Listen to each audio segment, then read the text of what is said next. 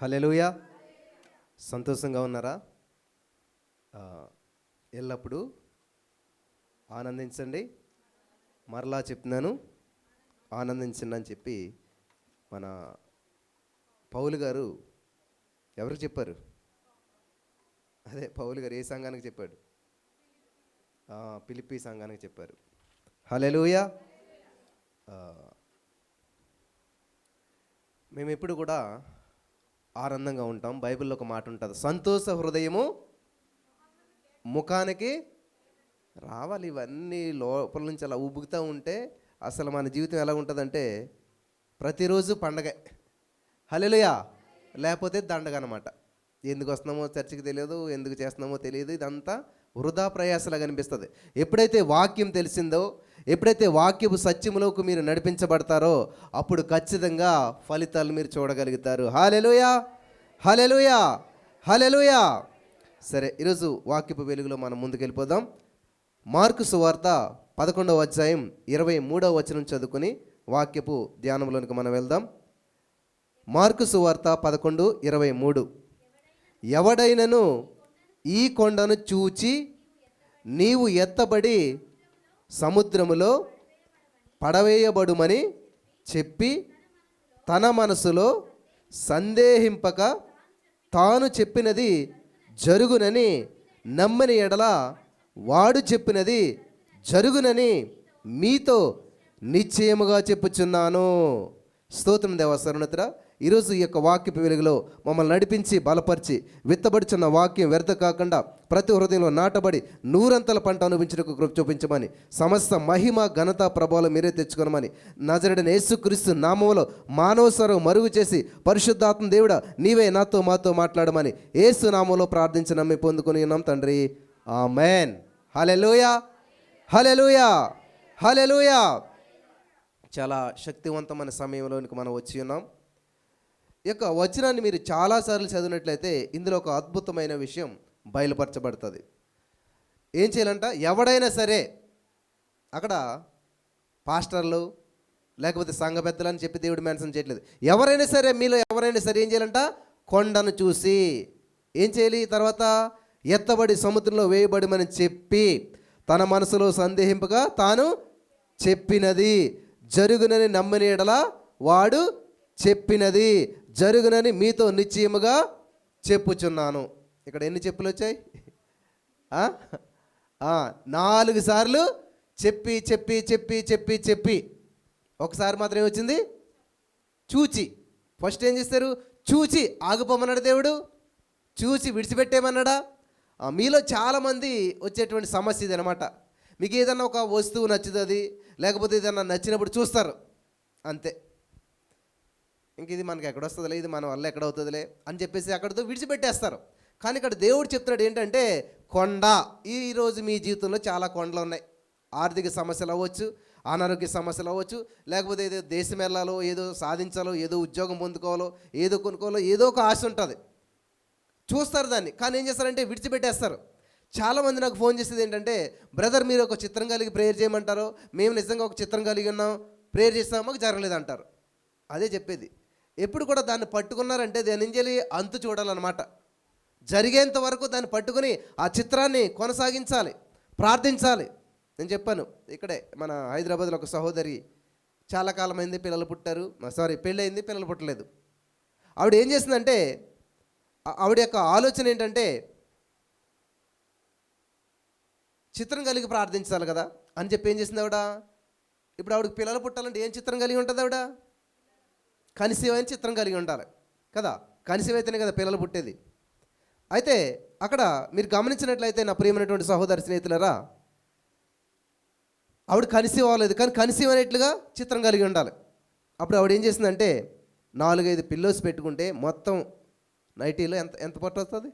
ఇవాళ రేపు డెలివరీ అన్నంతగా ఎంత పెద్ద పొట్టు వచ్చిందనమాట. అప్పుడు ఆవిడ ఏం చేసింది?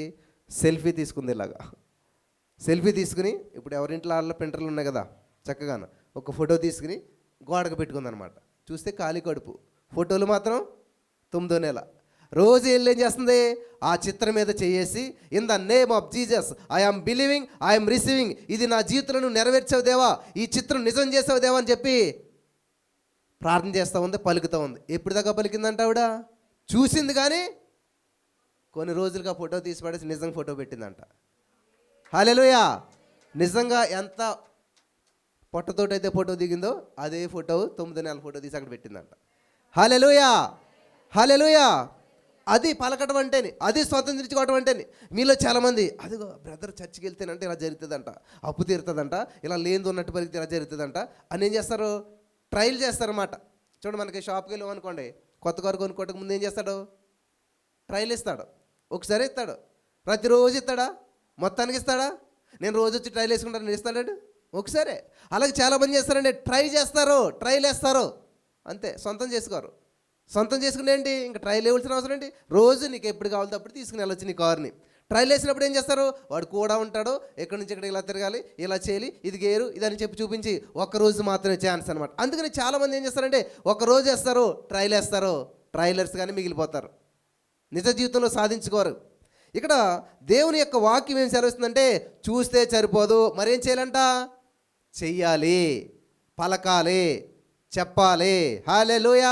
ఆదికాండం 1వ అధ్యాయం అంతా ఏముందంటే దేవుడు పలికితే కలిగెను. చెప్పడం అన్నా పలకడం అన్నా ఒకటే కదా. పలికితే కలిగెను, పలికితే కలిగెను. నాకు చాలామంది ఫోన్ చేసి చెప్తారు, బ్రదర్ ఇలా సమస్య ఉంది, ఈ సమస్య ఉంది అంటే, అమ్మా సమస్యని చెప్పొద్దు, పరిష్కారాన్ని ప్రకటించండి, పలకండి. ఈరోజు ఎర్లేమోనికి ఒక అద్భుతమైన సాక్ష్యం విన్నాను. చాలా మనసు సంతోషం కలిగిందనమాట.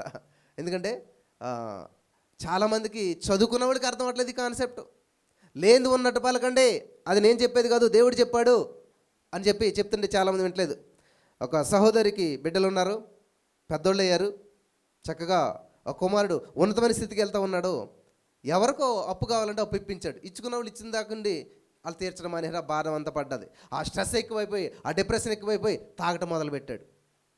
మాట ఏంటలేదు, తల్లి ఇంటికి రమ్మని రావట్లేదు, విచ్చలవిడిగా తిరుగుతున్నాడు. ఏం చేస్తుంది? రోజు పిలిచి చెప్తున్నానా, ఇలా చేయకూడదురా, ఇలా ఉండకూడదురా, ఇది పద్ధతి కాదు. ఎంత చెప్పినా వింటలేదు, ఇంకింటికే రావటం మానేస్తాడు. ఎప్పుడు వస్తున్నాడో తెలియట్లేదు, ఎప్పుడు తింటున్నాడో తెలియట్లేదు. అలా ఏంటి, జీవితం అంతా గందరగోళం అయిపోయింది. అప్పుడు ఎలాగైతే ఈ వాక్యాలు వింట మొదలుపెట్టింది, 3:30 ప్రేయర్లో ఉంటాం మొదలుపెట్టింది. తల్లిగారు పెద్దగా చదువుకోలేదు అనుకుంటా, ప్రతిరోజు ఉండి ఏం చేసిందంటే, నేను ఒకటే చెప్తాను ఎప్పుడు కూడా, మీరు సమస్యలో ఉన్నటువంటి వారికి వాళ్ళ దగ్గరికి వెళ్ళి మాట్లాడొద్దు, వాళ్ళకి ఏం చెప్పొద్దు. ఈవెన్ మీ హస్బెండ్, మీ పిల్లలు ఎవరైనా సరే మరేం చేయాలి?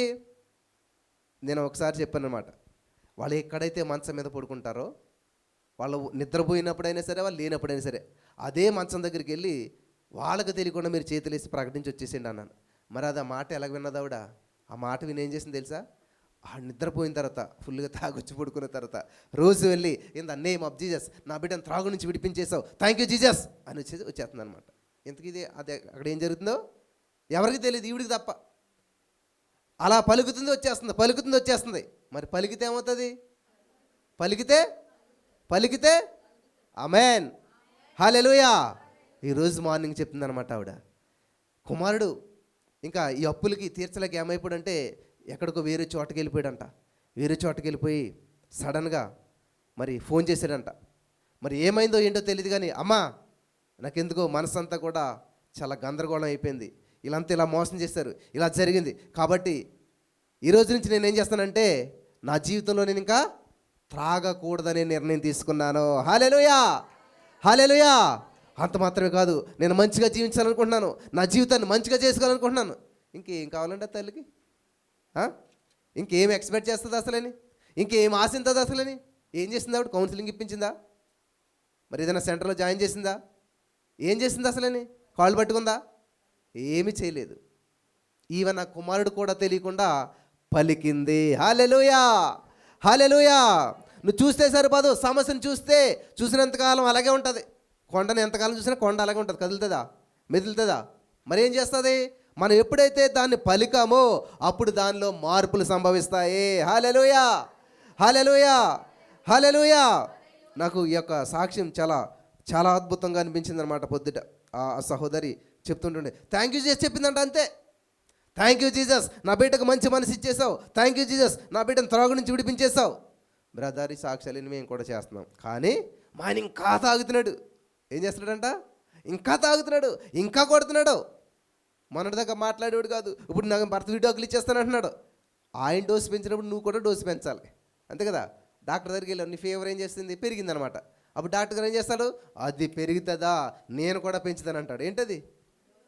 పవర్, డోసు పెంచుతాడు అనమాట. మనం కూడా ఏం చేయాలి, అరే ఇంకా కొడుతున్నాడు అని చెప్పి నువ్వేం చేయాలి, ఇంకా శోధించాలి.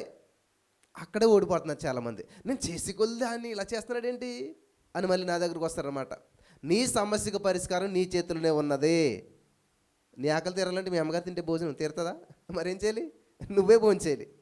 హల్లెలూయా, హల్లెలూయా, హల్లెలూయా.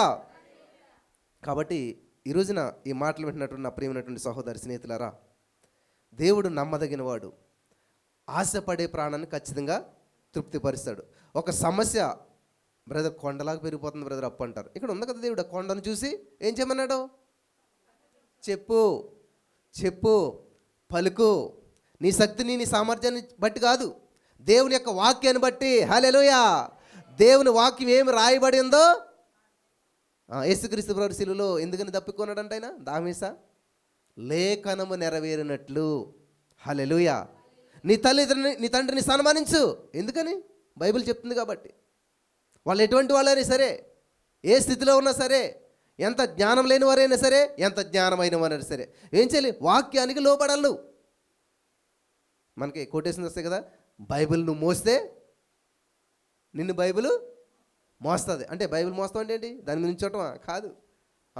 నీ జీవితంలో ఏ సమస్య వచ్చినా కూడా జయించే కృప చూపిస్తుంది. కాబట్టి ఈ రోజున నేను చెప్పబోయేటువంటి అంశం ఏంటంటే, ప్రార్థనకు జవాబు తెచ్చేటువంటి 9 నియమాలు ఉన్నాయి. ఏంటంటే, బ్రదర్ మరి మేము చెప్పినట్టే పలుకుతున్నాం, మీరు చెప్పినట్టే చేస్తాం, ఎందుకు జరగట్లేదంటే ఒక సిస్టమ్ ఉంటుంది అన్నమాట, ప్రోటోకాల్ అంటారు. ఇప్పుడు సీఎం గారితో మాట్లాడాలి, మీరు డైరెక్ట్గా వెళ్ళిపోయి మాట్లాడేస్తారా?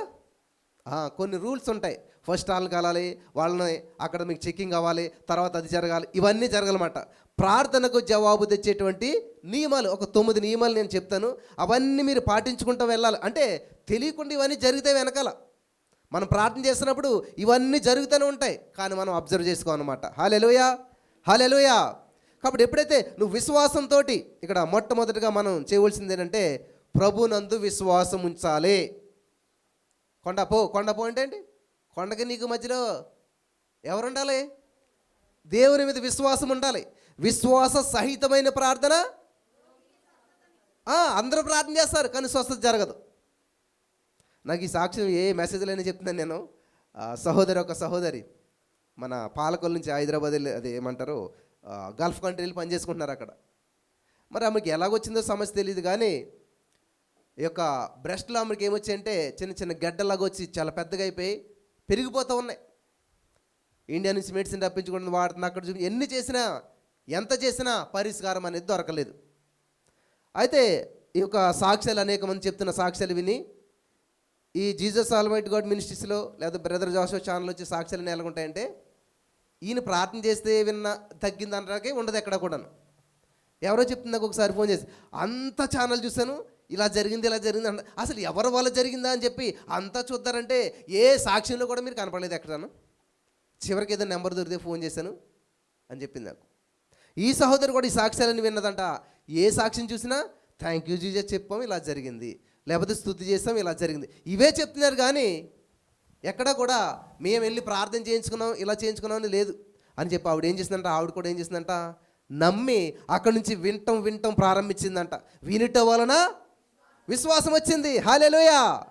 విశ్వాసంతో ఆమె ఆ యొక్క లైవ్ కార్యక్రమం అయ్యాక పడుకున్నదంట. పడుకున్నప్పుడు ఆమెకి కలలోనంట, మరి అదే మెసేజ్ విని పడుకుందేమో, ఆ మెసేజ్ విన్న తర్వాత పడుకున్న తరికి కలలో నేను వచ్చానంట ఆవిడకి. అమ్మా, ఎందుకు నువ్వు ఆ సమస్యతో బాధపడతావు, ఆ గడ్డలతో బాధపడతావు, ఎందుకు నువ్వు ఆల్రెడీ కరిగిపోయినట్లుగా ముందుగానే థ్యాంక్ యూ జీసస్ ఏం చెప్పకూడదు అంటే, ఆ నిద్దట్లోనే ఆ కళలోనే ఆవిడ ఏం చేస్తుందంట, థ్యాంక్ యూ జీసస్, నీవు పొందిన గాయం ద్వారా నాకు స్వస్థత ఇచ్చేసావు, నా గడ్డలన్నీ కరిగించేసావు, థ్యాంక్ యూ జీసస్ అని చెప్తానే ఉన్నదంట. 1 గంట 2 గంటలకు ఆవిడకి మెలకు వచ్చి లేచి చూసుకున్నదంట. లేచి చూసుకుందరికి ఏమైపోయింది, ఒక్క గడ్డ కూడా లేకుండా అన్ని కరిగిపోయినాయి అంట. హల్లెలూయా, హల్లెలూయా. నమ్ముతారా? నమ్ము వారి జీవితంలో కూడా ఇటువంటి అద్భుతాలు ఖచ్చితంగా స్వతంత్రించుకుంటారు. హల్లెలూయా. ఎందుకంటే యెహోవా అందరికీ ఉపకారి, ఆమెకు ఉపకారి, నాకు ఉపకారి, నీకు ఉపకారి, నీ బంధువులు, నీ స్నేహితులు అందరికీ కూడా ఆయన ఉపకారి. హల్లెలూయా, హల్లెలూయా. అన్ని క్లియర్ అయిపోయినాయి అంట. ఇంకొక మాట చెప్పింది లాస్ట్లో, నాకు చాలా భలే అనిపించింది. ఆ మాట ఏంటంటే, ఈ సమస్య కోసం అంట మరి మా ఫోన్ నెంబర్ అని ఇస్తారు కదా, ఎన్ని నెంబర్లు ఉంటే అన్ని నెంబర్లు ఫోన్ చేస్తే ఎవరు ఎత్తువరంట. పాస్టర్ గారి చేత ప్రేయర్ చేయించుకుంటారంటే పాస్టర్ గారు లేరు, బిజీగా ఉన్నారని ఊరంట. ఒక్కసారి కలపండి అంటే 2 సంవత్సరాలు చేసిన ఎవరికి కలపలేదంట. ఇంక ఈవిడికి అవ్వట్లేదు, ఇది ఏ పాస్టర్ గారి చేత ప్రేయర్ చేయించుకుంటే కుదరట్లేదు అని చెప్పి ఎప్పుడైతే స్వస్థత పొందుకున్నదో, ఎప్పుడైతే ఈ యొక్క వాక్యం ఏందో, ఏ వాక్యం, బ్రదర్ జాషువా గారు చెప్పే వాక్యం ఎలా ఉంటుంది, మీకు సమస్య వస్తే మాకు ఫోన్ చేయండి నేను అన్నాను. నాకు చేయొద్దంటాను, ఏ పాస్టర్ కూడా ఫోన్ చేయొద్దని చెప్తాను నేను. ఎందుకంటే దేవుడు ఆల్రెడీ నీకు సమస్యకు పరిష్కారం ఇచ్చేశాడు. ఈ సత్యం తెలితే చాలు, నువ్వు స్వతంత్రంగా జీవించేస్తావు. హల్లెలూయా, హల్లెలూయా. సత్యము మిమ్ములను స్వతంత్రులుగా చేస్తుంది. అయితే ఎప్పుడైతే ఈవిడ ఎలా పొందుకుంది స్వస్థత, ఏ పాస్టర్ గారు ప్రార్థన చేస్తే స్వస్థత పొందుకుంది ఈవిడ, ఆవిడే సత్యం తెలుసుకుని, ఏసై నువ్వు ఆల్రెడీ స్వస్థత ఇచ్చేసావా, అయితే నీకు థ్యాంక్ యూ జీసస్ అని ఎప్పుడైతే కృతజ్ఞత చెప్పిందో, thanks giving is a weapon అన్నమాట. అదొక ఆయుధం, అందులో ఒక పవర్ ఉంది, అందులో ఒక శక్తి ఉంది. అలా చెప్పడం ద్వారా స్వతంత్రించుకుంది కదా. అప్పుడు పాస్టర్ గారికి ఫోన్ చేయడం మానేసింది కదా. మరి వాళ్ళ ఊరు పాస్టర్ ఎవరొకరు ఉంటారు కదా, ఫోన్ చేసిందంట. ఎందుకని, పాస్టర్ గారు ఎలా ఉన్నారని. అర్థమవుతుందా? పాస్టర్ గారు ఎలా ఉన్నారు, సంఘం ఎలా ఉంది, అంతా బాగానే ఉందంటే, అమ్మ అంత బాగానే ఉంది, చెప్పండి మీ సమస్య ఏంటి, దేనికోసం ప్రార్థన చేయమంటారంటే, ఆవిడన్నదంట నాకే సమస్య లేదు. హల్లెలూయా. ఏమన్నదంట, నాకు ఏ సమస్య లేదు. అయ్యో పాస్టర్ గారికి ఇప్పుడు ఎలాగుంటుంది, రివర్స్లో చెప్తారా, అమ్మా నాకు చాలా సమస్యలు ఉన్నాయి, సంఘానికి ఎవరో రావట్లేదు, లేకపోతే ఇలాగ ఈ సమస్య ఆ సమస్య అని ఎన్ని సమస్యలు చెప్తారు. రివర్స్ అవుతుంది కదా పరిస్థితి ఇప్పుడు. In the name of Jesus, hallelujah. ప్రతి వారు ఆ స్థితికి రావాలి. ఆమెన్. ఇది చర్చ్ అని కంటే ట్రైనింగ్ సెంటర్ అంటే బాగుంటుంది అనమాట. ఈ మధ్యన అక్కడ బోర్డు చూస్తాను, కోడళ్ళ ట్రైనింగ్ సెంటర్ అంట. సినిమాను మరి అదేంటి తెలియదు కానీ ట్రైనింగ్ తగిలితే అక్కడ బోర్డు ఉందన్నమాట అది. అలాగే ఇక్కడ మనం ఏంటిది, ట్రైనింగ్ సెంటర్. ఎవరైనా సరే సమస్యలతో వస్తే వాళ్ళు ఏం చేయాలంటే, సమస్యల్ని జయించినటువంటి వారిగా, మరి అనేక మందికి సమస్యలను జయించడానికి సహాయపడే వారిగా ట్రైనింగ్ చేసి పంపించాలి. ఆమేన్, ఆమేన్, హల్లెలూయా. నాకు సమస్యలు లేవు, రావు అని చెప్పిందంట ఆవిడ. హల్లెలూయా, హల్లెలూయా. ఏంటమ్మా ధైర్యం అంటే, ఇలాగ ఒక పాస్టర్ గారు పరిచయం అయ్యారు, ఆయన వాక్యం నాకు నేను ఇలా తయారయ్యాను, ఆ వాక్యం నన్ను ఇలాగా చేసింది. హల్లెలూయా, హల్లెలూయా. వాక్యం వెల్లడగుడు తోడనే వెలుగు కలుగుతుంది. అంటే మీరు ఏమయ్యారు ఇప్పుడు, వెలిగించబడ్డారు. నేను వెలిగించబడ్డాను. ఇంతకాలం చీకటిలో జీవించాను, ఇంతకాలం అంధకారంలో ఉన్నాను, నాకు ఎవరు ప్రార్థన చేస్తారా, ఏ పాస్టర్ గారు ప్రార్థన చేస్తే నేను బాగుపడతానా, నా సమస్యకు పరిష్కారం ఎక్కడుందా అని చెప్పి జగమంతా వెతికాను, జనులందరిని అడిగాను, చివరికది యేసయ్యా తెలుసుకున్నాను, యేసయ్యా సత్యం తెలుసుకున్నాను. సత్యం తెలుసుకున్నాక ఇంకెలాగుంటారు, స్వతంత్రులుగా జీవిస్తారు, ఎవరి కింద బానిసలుగా ఉండరు. హల్లెలూయా, హల్లెలూయా, హల్లెలూయా. మన భారతదేశానికి స్వాతంత్రం 80 సంవత్సరాలు అయింది ఏకంగాను, కానీ ఇంకా బానిసత్వంలో ఉన్నారు, ఇంకా బంధకాల్లో ఉన్నారు. నిజమైన స్వాతంత్రం ఏంటంటే, నీ మనసులో నీకు విడుదల కలగాలి. హల్లెలూయా, హల్లెలూయా. కాబట్టి నా జీవితంలో కూడా నేను చాలా బంధకాలు ఉండేవాడిని, అప్పుల్లో, అనారోగ్యంలో, ఇంకా ఒంటరితనంలో, ఏదేదో చాలా బంధకాలు. ఇవన్నీ ఎలా బయటపడతామంటే, వాక్యము మిమ్మలను స్వతంత్రులుగా చేస్తుంది. ఆది యందు వాక్యముండిన వాక్యమే, ఆ వాక్యమే కృప సత్య సంపూర్ణుడిగా. మళ్ళీ యేసుప్రభు ఈ లోకానికి వచ్చేమంటాడు, నేనే సత్యము, జీవము, మార్గము. సత్యం అంటే ఏంటి, మళ్ళీ యేసయ్యే. అంటే యేసయ్యను స్పష్టంగా తెలుసుకోవటమే నీ జీవితంలో ప్రతి సమస్యకు పరిష్కారం అన్నమాట. హల్లెలూయా, హల్లెలూయా, హల్లెలూయా. కాబట్టి ఇక్కడ రోమపత్రిక 4:17 ప్రకారం అక్కడ ఏమంటుందంటే, మన దేవుడు లేని వాటిని ఉన్నట్టుగా పిలిచేవాడు, పలికేవాడు, చెప్పేవాడు. హల్లెలూయా. ఆ మాట నన్ను ఎంత ప్రభావితం చేసిందంటే, అసలు ఈ మాటను ఎవరూ చూపించట్లేదంటే, అసలని ఎందుకు చెప్పట్లేదు అసలని. ఉన్నదన్నట్టుగానే చెప్తారు. అమ్మా నీకు రోగం ఉందా, చేసుకో ప్రార్థన.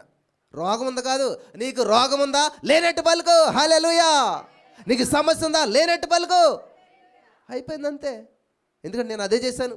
నాకు రోగం ఉంది, in the name of Jesus, యేసయ్య పొందిన గాయంతో నేను స్వస్థత పొందాను లేనట్టు పలికాను. కానీ ఉంద లోపల అది ఉన్నా సరే నేను పట్టించుకోలేదు. పట్టించుకుంది ఏదైనా ఉంటుంది మీ దాంట్లోనూ? పట్టించుకునే వాళ్ళు ఎవరైనా మీ ఇంటి దగ్గర ఉంటారా? ఉంటారా? మీ ఆయన కొనాలి పట్టించుకోవడం మానేసేయండి, వీడియోలు ఇచ్చేస్తారు మీకు కదా. ఏదైనా అంతే. పట్టించుకోకపోతే ఏమవుతుందంటే ఆ బంధం తెగిపోతుంది. నేను అదే చెప్తున్నాను మిమ్మల్ని అందరు. నేను సమస్యలను పట్టించుకోవద్దు, రోగాలను పట్టించుకోవద్దు. హల్లెలూయా. అంతేగాని అప్పులు పట్టించుకోకుండా ఉండొద్దే. అప్పులు ఇచ్చిన వాళ్ళు పట్టించుకోకుండా నేను అన్నారు అనుకోండి, అప్పుడు ఏమొస్తుంది? అరెస్ట్ వారెంట్ వస్తుంది అనమాట. ఇలా చేస్తాం మేము, వీళ్ళు మమ్మల్ని పట్టించుకోవట్లేదు. అప్పుడేమో మీరే మా దేవుడు యేసుప్రభు కాదన్నారు అప్పు ఇచ్చినప్పుడు.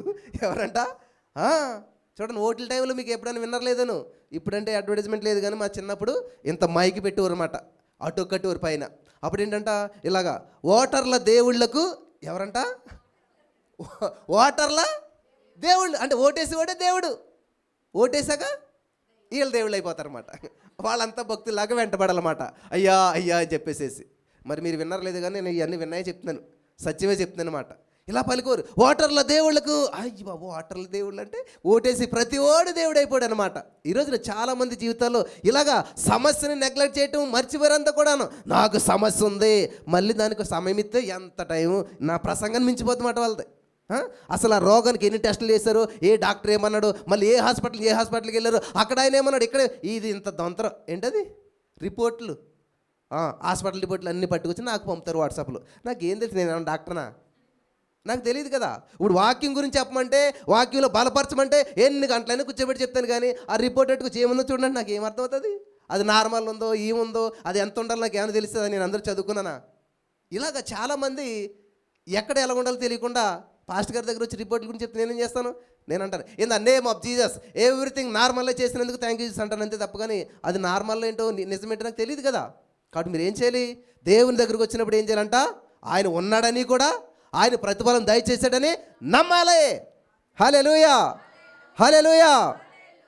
కాబట్టి ఇక్కడ హెబ్రీ 11:3 కూడా ఒక అద్భుతమైన మాట ఉంది.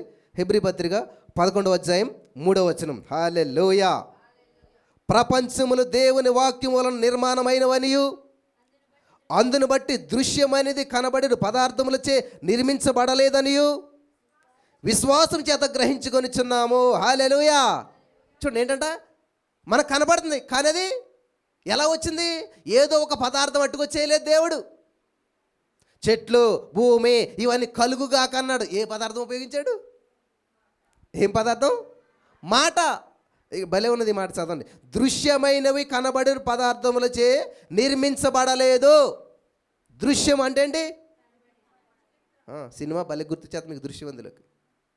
దృశ్యం అంటే ఏంటంటే కనపడేటువంటిది. నీ కంటికి కనపడుతుంది కదా, ఈ గోడ, ఈ చెట్టు, ఈ టేబుల్, ఇవన్నీ కూడా ఎలాగొచ్చేసాయంట? ఏదో ఇంకో పదార్థాన్ని ఉపయోగించి దేవుడు చేయలేదు. కలుగుగాకని పలికాడు, అన్నీ వచ్చేసినాయి అనమాట. ఏదో పదార్థాన్ని ఉపయోగించి చేయలేదు, కానీ పదార్థాలు కానీ మనకు కనిపిస్తూ ఉన్నాయి. మరి దీన్ని ఎలా గ్రహించాలంట? విశ్వాసము ద్వారా గ్రహించాలి. హల్లెలూయా, హల్లెలూయా, హల్లెలూయా. నీకు విశ్వాసం అనేటువంటిది ఎలా పనిచేస్తుందంటే, మా సెల్వి లాంటి పాప సండే స్కూల్కి వెళ్తుందంట రోజును. ఇల్లేమో ఎక్కడుంది, సండే స్కూల్ ఏమో అక్కడ ఉంది. ఈ మధ్యలో పెద్ద కొండ ఉందంట. ఇక్కడ బయలుదేరినామే ఈ కొండ చుట్టూ తిరిగి ఇక్కడికి వెళ్ళాలంట. సండే స్కూల్లో టీచర్ చెప్పారంట, ఇది ఏది? కొండను చూసి సముద్రంలో.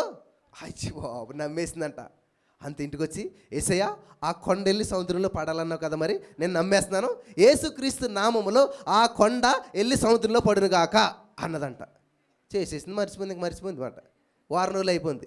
ఈ లోపల మళ్ళీ ఏమొచ్చింది? సండే స్కూల్ వచ్చేసిందంట. విచిత్రమైన విషయం ఏంటంటే, ఎప్పుడైతే ఈమె పలికిందో నిజంగా ఆ కార్యం జరిగిపోయిందంట. సముద్రం వెళ్ళి ఎక్కడ పడ్డదంట? కొండలో పడ్డదంట. అదే సరే, కొండ వెళ్ళి సముద్రంలో పడ్డదంట. ఎలాగా అంటే, మరి ఏం జరిగిందో ఏం తెలియదు, కానీ సడన్గా ఈ యొక్క ఓంజీస్ వాళ్ళు ఉంటారు కదా, వాళ్ళు రీసెర్చ్ చేస్తే ఆ ప్రదేశంలో ఆయిల్ పడ్డట్టు వాళ్ళకి అనిపించిందంట. ఎప్పుడైతే ఆయిల్ పడ్డదో వాళ్ళు పెద్ద పెద్ద ట్రైన్లు అన్నీ తీసుకుని వచ్చి ఆ కొండను ముక్కలు చేసి ఆ రాళ్ళన్నీ తీసుకెళ్ళి సముద్రంలో పడేశారంట. హల్లెలూయా, హల్లెలూయా.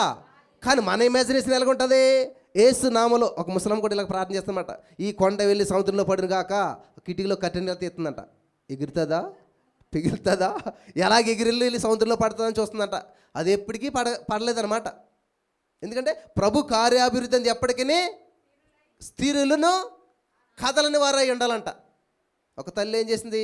పాలు కాసి అరే ఇందులో కొంచెం చల్లబడ్డాక తోడు చుక్కని ప్రేయర్కి వెళ్ళిందంట. ఆవిడేం చేస్తుంది? ఆ పాలు ఎప్పుడు గోరువెచ్చగా ఉండాలి, మళ్ళీ పూర్తిగా చల్లారకూడదు, పూర్తిగా వేడుకుండకూడదు. ఏం చేస్తుందంట? ఎలాగైతే కొంచెం చల్లబడ్డాక అందులో కొంచెం మజ్జిగ చుక్క వేసిందంట. వేసిన తర్వాత ఏమవుతాయని చెప్పింది వాళ్ళమ్మ? పెరుగు అవుతాయని చెప్పిందంట. వేసిన ఆవిడ ఏం చేస్తుంది? ప్రతి 5 నిమిషాలకి డోర్ అదే ఏమంటారు అది పైన మూత తీసి పెరిగైందా లేదా చూసి పెట్టేస్తుందంట. వాళ్ళ అమ్మ వచ్చేదాకా ఏం చేస్తుంది? ఆల్నైట్ ప్రేయర్కి వెళ్ళింది ఆవిడ. తెల్లారిలోకి పెరుగు అవుతుందని ఆవిడ చూసిందనమాట. ఈవిడేం చేసింది? ఈ పాప వేసింది అందులోని చుక్క, అరగంట పోయింది, పెరిగైందా లేదా, మా అమ్మ ఏమంటుంది వచ్చి అని చెప్పి చూస్తుంది, పెడుతుంది, చూస్తుంది, పెడుతుంది. తెల్లారిదాకా దాన్ని ఏం చేస్తా కూర్చుంది? కదుపుదా కూర్చుందనమాట. కదుపుదా కూర్చుని పెరిగి అవుతుందా? ఆ పాలులాగానే ఉన్నదన్నమాట. ఇరిగిపోయింది మొత్తం, ఎటు కాకుండా. తెల్లారు జాగా వాళ్ళ అమ్మ వచ్చి అమ్మయ్య అని చూస్తే అది ఏంటి అసలు పాలు కాసావంటే కాసాను అన్నదంట. మరి తోడేసావంటే వేస్తాను అన్నది. మరి ఏంటిది అసలు ఇలాగే ఉన్నది ఏంటంటే ఏం చేసావు చెప్పంటే చెప్పిందనమాట. అదే మరి నువ్వు వచ్చి తిడతావు అని చెప్పేసి ప్రతి 10 నిమిషాలకు వచ్చి చూస్తున్నాను నేను, అది ఎంత చూసినా కూడా పాలులాగానే ఉన్నది. వస్తే అలా కాదే, తోడేసిన తర్వాత దీన్ని మళ్ళీ మూత వేసి కదపకూడదు తెల్లవారిదాకుంటే. అప్పుడు ఇందులో ఉన్నటువంటి ఆ చిన్న సూక్ష్మ క్రిమి ఏం చేస్తుందంటే దాన్ని అంతటిని కూడా ఒక చర్య జరిపించి పాలుగా ఉన్నదాన్ని పెరుగ్గా మారుతుంది. కదలకూడదు, మెదలకూడదు, స్థిరంగా పెట్టిన చోటే ఉంచాలి. అప్పుడే అది పాలు పెరుగ్గా మార్చబడుతుంది. హల్లెలూయా, హల్లెలూయా. మీలో చాలామంది ఇలాగే వస్తారన్నమాట. ఇక్కడ కుంచేపు, అక్కడ కుంచేపు. చూసారా? ఈ సంఘానికి కుంచేపు వస్తారు, కొన్ని నెలలు వస్తారు, అంతే, మళ్ళీ అక్కడికి వెళ్తారు. కాబట్టి వీళ్ళ జీవితంలో ఎప్పుడన్నా పాలు పెరిగవుతుందా? ఎప్పుడు సమస్య. నేను చాలామంది చూశాను అనమాట. స్టార్టింగ్లో వచ్చేసేసి నాతోటి కొంతకాలం తిరిగినమాట. అసలు ఈ బ్రదర్ ఎలా ఉంటాడు అనుకున్నారా? రాబోయే రోజులు ఎక్కడుంటాడో తెలుసా? నేను ఎక్కడ ఉన్నాను నిజంగాను, కానీ వాళ్ళు అక్కడే ఉన్నారన్నమాట. ఎందుకంటే కొన్నాళ్ళ జర్నీ మానేసి మళ్ళీ ఏం చేశారు? ఇంకో చోట చేశారు, మళ్ళీ అక్కడ మానేసి ఇక్కడ చోట. ఇలాగా నువ్వు అనేక చోట్ల జర్నీలు చేయడం వల్ల ఎప్పటికైనా గమ్యం చేరుకుంటావా? చేరుకో. పౌలు గారు ఏమంటాడంటే నువ్వు పట్టుకున్న దాన్ని గట్టిగా పట్టుకో. హల్లెలూయా, హల్లెలూయా.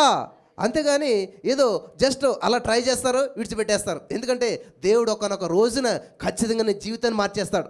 430 సంవత్సరాల బానిసత్వాన్ని ఒక్క నైట్లో దేవుడు ఏం చేస్తున్నాడండి? వాళ్ళు ఏం ప్రార్థన చేస్తారు ఇంతకని? ఎందుకు మొరపెట్టారు కదా? బాధ భరించలేకపోతున్నాం, ఈ యొక్క పని ఎక్కువైపోయింది, ఈ కష్టం ఎక్కువైపోయింది, దేవా విడిపించు అన్నాడు. మరి దేవుడు విడిపించాడా లేదా? కేవలం విడిపించుదులేడా? మరి ఏం చేశాడు? వాళ్ళు వెళ్తానంట గొప్ప ధనముతోటి, హల్లెలూయా, గొప్ప ఐశ్వర్యంతో. ఆమేన్. ధనం ఎందుకండి? ఇప్పుడు బానిసత్వం నుంచి విడిపించమన్నాడు దేవుడిని, అంతేగాని విడిపించాలి కానీ డబ్బు ఎందుకు వాళ్ళకి? అయ్యో, డబ్బుల గురించి చెప్తే ఎంత బాధో జనాలకు అసలు. ఈయన ప్రాస్పారిటీ శేఖర్, ఈయన డబ్బు గురించే చెప్తాడు, ఈయన ఇల్లు గురించే చెప్తాడు. మరి ఎక్కడ ఇల్లు లేకపోతే వర్షంలో తడితే కూర్చుంటావా? డబ్బులు లేకపోతే రోడ్డు మీద అడుక్కుంటూ ఉంటారా? అంతే కదా. ఇలా మాట్లాడే వాళ్ళందరి జీవితాలు అలాగుంటాయి. హల్లెలూయా, హల్లెలూయా. చూడండి, బైబిల్లో స్పష్టంగా ఉందన్నమాట. వాళ్ళని దేవుడు ఏం చేశారంట? ఐగుప్తు బానిసత్వం నుంచి విడిపించి గొప్ప ధనముతోటి, గొప్ప ఐశ్వర్యంతో అక్కడి నుంచి వాళ్ళని బయటకు వచ్చేలా చేశాడంట. ఈ రోజున మీరు అనేక మంది మొరపెడుతూ ఉన్నారు, అనేక మంది దేవుని కొరకు ఎదురు చూస్తున్నారు. ఎలాగైనా మా దేవుడు ఈ సమస్య నుంచి ఖచ్చితంగా విడిపిస్తారంటే ఆల్రెడీ ప్రణాళిక సిద్ధం చేశాడు. నేను విడిపించడం మాత్రమే కాదు, అక్కడి నుంచి రప్పించడం మాత్రమే కాదు, కానీ గొప్ప విశాలమైన మంచి దేశంలోకి, ధనముతోటి సంపన్నమైన స్థితిలోకి దేవుడు నిన్ను నడిపిస్తూ ఉన్నాడు. హల్లెలూయా, హల్లెలూయా. నా గత జీవితం చెప్పడానికి నేను అస్సలు చిక్కుపడి. నేను 6వ తరగతి నుంచి 10th క్లాస్ వరకు అంతా హాస్టల్లోనే ఉన్నాను, గవర్నమెంట్ హాస్టల్లోను. 2 నిక్కర్లు ఇచ్చేవారు, అప్పుడు 2 షార్ట్స్ ఇచ్చేవారు అన్నమాట. ఒకటేమో కాకి కలర్ ఉండేది, ఒకటేమో సంథింగ్ పింక్ కలర్ ఏది ఉండేది అన్నమాట. మాకు ఇప్పుడులాగా ఏ స్కూల్లో చూసినా మంచి కుర్చీలు, ఫ్యాన్లు, అయ్యి బాబు ఎన్ని ఫెసిలిటీసో. మాకు అప్పుడు ఏముండేదంటే మంచిగా సిమెంట్స్ వేసేసింది, గరుకు సిమెంట్ అనమాట, స్మూత్ది కూడా కాదు. దాని మీద కూర్చోవాలి. రోజు కూర్చుందులోకి ఏమవుతుంది? వెనకాలంతా అరిగిపోయేది అనమాట. అరిగిపోయి ఏమైపోయింది? సిరిగిపోయేది. సిరిగిపోయిన తర్వాత అక్కడ అసలు క్లాతే ఉండేది కదనమాట. మరి ఇంకా అలాగే వేసుకుని వెళ్తుంటే రోజు నవ్వు. ఓ రోజు నేను ఇంటికి వస్తే మా నాన్న ఏం చేశాడు, ఎక్కడో క్లాత్ దొరికింది ఇంత మొక్క, ఆ క్లాత్ దొరికితే ఏం చేశాడు, దానికి వెనకాల వేసి కుట్టి రౌండ్గా వేసాడు అనమాట. ఇంక ఇది వేసుకుని స్కూల్కి వెళ్తుంటే ఎలాగుంటుంది, ఎలా ఉంటుంది? అందుకే దేవుడు చెప్తాడనమాట, పాత బట్టకు కొత్త బట్ట, అది పాత బట్ట కూడా చిరిగిపోతుందంట. ఇలాంటి పరిస్థితుల్లో వెళ్తున్నప్పుడు జీవితం ఎలాగుంటుంది? నేను అనుకున్నాను అదే జీవితం ఉంటుందేమో అనుకున్నాను. ఎప్పుడైతే సత్యం తెలిసిందో, సత్యము నన్ను స్వతంత్రునిగా చేసింది. ఏంటి జీవితం ఏంటి అసలండి, ఏంటి లైఫ్ ఏంటి అసలండి, ఎందుకు ఇలాగ ఉన్నాం అంటే, ఓహో మా నాన్న అంతే కాబట్టి నేను ఇంతే అని ఈ నాన్నని చూసి నేను ఈ లైఫ్ని చూపించాను కాబట్టి అలాగే జీవించాను. తర్వాత no no no no no Bible చదవడం ప్రారంభించాను, సత్యం తెలుసుకోవడం ప్రారంభించాను, వాక్యం తెలుసుకోవడం ప్రారంభించాను, వాక్యం పట్ల ఆ యొక్క విషయం ఏంటి, సత్యం ఏంటి తెలుసుకోవడం ప్రారంభించాను. అరే మనం ఇలా మాట్లాడాలి కదా, మనం ఇలా జీవించాలి కదా అని చెప్పి అక్కడి నుంచి ఏం చేస్తానంటే, నేను ఏ స్థితిలో ఉన్నా సరే చిన్న గుడిసే మది కానీ అప్పుడు నేను ఏం చేసానంటే నీట్గా డ్రెస్ వేసుకున్నాను అనమాట, ఇస్త్రీ చేసుకున్నాను బట్టలు, ఆ చెంబులో నిప్పులేసి మంచిగా నీట్గా ఇస్త్రీ వేసుకుని నీట్గా స్నానం చేసి మంచిగా వెళ్తుంటే అందరూ అనుకునేవారు అన్నమాట, ఈయన చాలా కొంచెం ఉన్నవాళ్ళే అని చెప్పి అనుకుని. ఓ రోజు మా ఫ్రెండ్స్ అంతా మా ఇంటికి వచ్చి అక్కడికి వచ్చి ఆగి అంటున్నారు అన్నమాట, చూపించరా మీ ఇల్లు ఎక్కడంటే, చూపించేదేంటి అదే అని అన్నాను నేను. వాళ్ళంతా షాక్ అయిపోతున్నారు, ఏంట్రా బాబు మేము ఏదో చాలా ఊహించుకుని వచ్చాం. మీ ఊహ కరెక్టే, కొంచెం టైం పడుతుంది. హల్లెలూయా హల్లెలూయా హల్లెలూయా. ఇది బ్లూ ప్రింట్ మాత్రమే, అసలైన ప్రింట్ తర్వాత వస్తుంది. ఇప్పుడు ఎవరైనా మా ఇంటికి వచ్చారనుకోండి, అప్పుడు వాళ్ళు ఏదో ఊహించుకున్నారో అదే ఉన్నది ఇప్పుడు. హల్లెలూయా హల్లెలూయా. ఇక్కడే ఇప్పుడు మన సికింద్రాబాద్ వచ్చినా కూడా అందరూ కూడా ఆశ్చర్యపోతారన్నమాట, how is it possible, all things are possible with God. దేవుని ద్వారా దేవునితో కలిసి నడుస్తున్నప్పుడు సమస్తాన్ని నీవు స్వతంత్రించుకుంటావు. హల్లెలూయా. నెంబర్ 1, ప్రభునందు విశ్వాసం ఉంచాలి. ఇద్దరు భక్తులు బాగా ప్రార్థనాపరులంట, విశ్వాసంతో ముందుకెళ్తున్నారంట. వాళ్ళిద్దరూ చాలా రోజులుగా ప్రార్థన చేస్తూ ఉన్నారంట. ఒకనొక రోజున ఆశ కలిగిందంట, అసలు దేవుడిని మనం చూస్తే బాగుంటుంది కదా, మరింత భక్తిగా ఉంటున్నాం, దేవుడు మనకు కనపడతాడా లేదా అని చెప్పి పాస్టర్ గారి దగ్గరికి వచ్చానంట. నాకు లాంటి పాస్టర్ గారి దగ్గర వచ్చి, పాస్టర్ గారు ప్రార్థన చేయండి. ఎందుకు? ఇదిగో దేవుడు మేము చూడాలని ఆశపడుతున్నాం, దేవుడు మాకు కనపడతాడా, మాతోటి ఉంటాడా అంటే, ఈ పాస్టర్ గారు మరి కనపడతాడని చెప్పారు కానీ ఎప్పుడు కనపడతారో అని అడిగితే ఓ చెట్టు దగ్గర తీసుకెళ్ళాడంట. ఈ చెట్టుకి ఎన్ని ఆకులు ఉన్నాయో అన్ని ఆకులు రాలిపోయాక, ఆ చెట్టుకున్నటువంటి ఆకులన్నీ రాలిపోయిన తర్వాత అప్పుడు దేవుడు నీకు ప్రత్యక్షం అవుతాడు అన్నాడు. అంతే. ఇద్దరు చెట్టు దగ్గర కూర్చున్నారంట. వాడు చూసారంటాడు, ఏంటిది మామూలు చెట్టా, ఓ చెట్టు ఆకు రాలితే ఇంకో చెట్టు ఆకు వస్తూ ఉంటుంది, చిగురింతనే ఉంటుంది, ఇది ఈ జనంలో అయ్యేటువంటి పని కాదు, దేవుడు మనం చూసేటువంటి విధానం లేదని చెప్పి వెంటనే అసహనంతో లేచి వెళ్ళిపోయాడంట. ఇంకొక వ్యక్తి ఏం చేస్తున్నాడంట, అయ్యో బాబు ఈ చెట్లు ఆకులన్నీ రాలిపోతే ఖచ్చితంగా దేవుడు మనతో మాట్లాడతాడని చెప్పి ఆశతోటి, యేసయ్యా నువ్వు నమ్మదగిన వాడు, నువ్వు వాగ్దానం చేస్తావు, ఖచ్చితంగా నెరవేరుస్తావు, నిన్ను చూసే భాగ్యం నాకు ఇచ్చావు, ఖచ్చితంగా ఎప్పటికైనా నేను నిన్ను చూస్తాను అని విశ్వాసంతో అంట, ఆశతో అంట, నా దేవుని కొరకు నేను ఎదురు చూస్తానని చెప్పి ఎంతో సంతోషంతో ఆనందంతో అక్కడే కూర్చుని దేవుని స్తుతించడం మొదలుపెట్టాడంట. హల్లెలూయా హల్లెలూయా. వెంటనే దేవుడు ప్రత్యక్షమయ్యాడంట. ఈ పాస్టర్ గారు, ప్రభా మరి నువ్వు నాతోటేమో ఆ చెట్లు ఆకులన్నీ రాలేక కనపడతానని చెప్పావు, అప్పుడు నేను ప్రత్యక్షం అవుతానని చెప్పావు, మరి ఇదేంటి నువ్వు చెప్పిన మాటకి చేసిన పనికి తేడా లేదా, ఇలా చేసావేంటి అని అంటే, అప్పుడు దేవుడు అన్నాడంట, నేను చెప్పిన మాటే కరెక్ట్, నేను ప్రత్యక్షమయ్యే సమయం మాత్రం అప్పుడే, మరి ఇప్పుడు వచ్చేసావు, ఇప్పుడే కనపడ్డావు కదా ప్రభు అంటే, నేను ఆయనకి ప్రత్యక్షం అవ్వలేదు, ఇప్పుడు నేను ఆయన్ని మరి విశ్వాసాన్ని, ఆయన యొక్క నమ్మకత్వాన్ని చూసి నాకు ఆశ్చర్యం కలిగింది, నేనే ఆయన చూడటానికి వెళ్ళాను. హల్లెలూయా. నన్ను నేను ప్రత్యక్షపరచుకోవటానికి వెళ్ళలేదు. హల్లెలూయా. వింటున్నారా? ఆయన్ని నేను చూడటానికి వెళ్ళాను కానీ నన్ను ఆయన చూడటానికి నేను ప్రత్యక్షపరచుకోలేదు, ఆయన్ని నేను చూడటానికి నేను వెళ్ళాను. హల్లెలూయా. విషయం అర్థమైందా? దేవుడు వచ్చే సమయం ఉంది, కానీ ఆయన రావాలనుకున్న సమయంలో ఆయన రాలేదు. ఎందుకంటే ఆ యొక్క వ్యక్తి ప్రవర్తన, ఆ యొక్క విశ్వాసం ఏమైనా సరే ఎప్పటికి రాలుతాయి ఖచ్చితంగా, అప్పుడే నా దేవుడు ప్రత్యక్షమవుతాడు, అంతవరకు నేను విశ్వాసం కలిగి ఉంటాను, అంతవరకు నా దేవుని కొరకు ఎదురు చూస్తాను, ఏమైనా సరే నా దేవుని చూసేంతవరకు ఇక్కడే ఉంటాను అనే పట్టుదల వచ్చింది కదా. ఆ యొక్క విశ్వాసం దేవుని కదిలించేసింది. ఇటువంటి వ్యక్తిని నేను ఖచ్చితంగా చూడాలి, ఇటువంటి వ్యక్తిని నేను ఖచ్చితంగా వెళ్ళి చూడాలి అనేటువంటి ఆశతోటి దేవుడు వచ్చేసాడంట. ఆమేన్. అంతేగాని ఆయన చూడాలనుకుంటున్నాడు కాబట్టి దేవుడు ప్రత్యక్షపరచుకోవాలని అనేటువంటి దానికి దేవుడు చెప్పాడు కదా, నేను పలానా టైంలో వస్తాను, అది నేను వచ్చే సమయం. కానీ ఇది ఈ సమయం ఏంటంటే నన్ను ప్రత్యక్షపరచుకోవటం కాదు, ఆయన ప్రత్యక్షంగా చూడటానికి నేను వచ్చానని చెప్పాడంట. హల్లెలూయా, హల్లెలూయా. ఈ రోజున చాలామంది విశ్వాసంతో ముందుకెళ్తున్నారు, కానీ ఎంతవరకు అంటే ఆ రోగం పోలేదనుకోండి, ఎన్ని మందులు ఆడినా ఇంతే, ఎన్ని ప్రార్థన చేసినా ఇంతే, ఎంతోమంది సేవకులు చేస్తారు కానీ ఈ రోగం పోవట్లేదు, ఈ సమస్య పోవట్లేదు, ఈ ఇబ్బంది పోవట్లేదు అని చాలామంది అనుకుంటూ ఉన్నారు.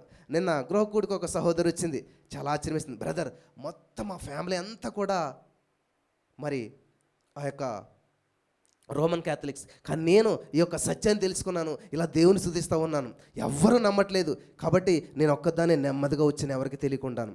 ఒకనొక రోజు ఏమైందంటే, నేను ఏదో వ్యాపారం చేశాను, నష్టపోయాను, ఏదో పని చేశాను, ఇబ్బంది పడిపోయాను, అన్ని లాస్ అయిపోయాను, దిక్కు చూస్తున్న స్థితిలో మరి డిప్రెషన్లోకి వెళ్ళిపోయాను, నేను ఏం చేయలేదు తెలియని పరిస్థితిలో ఉన్నాను.